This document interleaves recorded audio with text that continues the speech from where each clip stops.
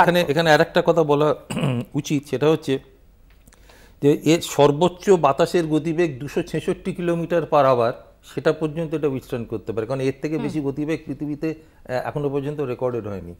যাই হোক, হ্যাঁ, এবারে প্রশ্নটা হচ্ছে যে দেখুন, নরেন্দ্র মোদী 2014 সালে ক্ষমতায় এসেছেন। এই টোটাল কাজটা তো 2014 শুরু হলো না, তার অনেক আগে থেকে হয়েছে। 1970 সালে প্রথম এটা কনসিভ করা হয়েছিল যে এরকম একটা প্রজেক্ট প্রয়োজন, এবং 1994 সালে এসে এটা ফর্মাল অ্যাপ্রুভাল পায় ভারত সরকারের যে আমরা এই প্রজেক্টটা করব। 2002 সালে অটল বিহারী বাজপেয়ী সরকার ফান্ডিং অফ ল্যান্ড অ্যাকুইজিশন সেটা শুরু করেন এবং কাজ সেখানে শুরু হয়।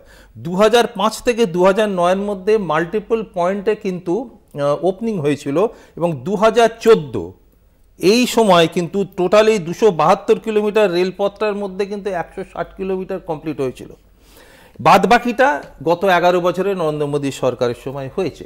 এখন প্রশ্ন হচ্ছে যে দেরিটা কেন হলো? দেরিটা হওয়ার অনেক কারণ আছে। প্রথম কথা হচ্ছে এটা একটা ভূমিকম্প প্রবণ এলাকা, যার জন্য বারবার এখানে উচ্চতার হেরফের ঘটাতে হয়েছে। নাকি সমস্যাটা প্রায়োরিটির ছিল?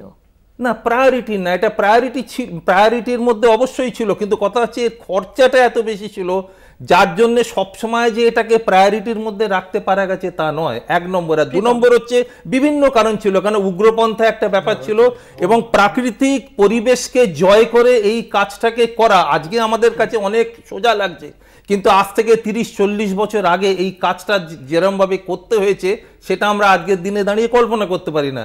ফলে এই এত বছরের যে পরিশ্রম, এত বছরের যে চিন্তা, এত বছরের যে মেধা এই টোটাল ব্যাপারটার মধ্যে ঢুকে রয়েছে, ফলে আমার মনে হয় যে এটা সমগ্র ভারতবাসীর জয়, এটা আমাদের জাতীয় একটা আমরা অ্যাচিভমেন্ট।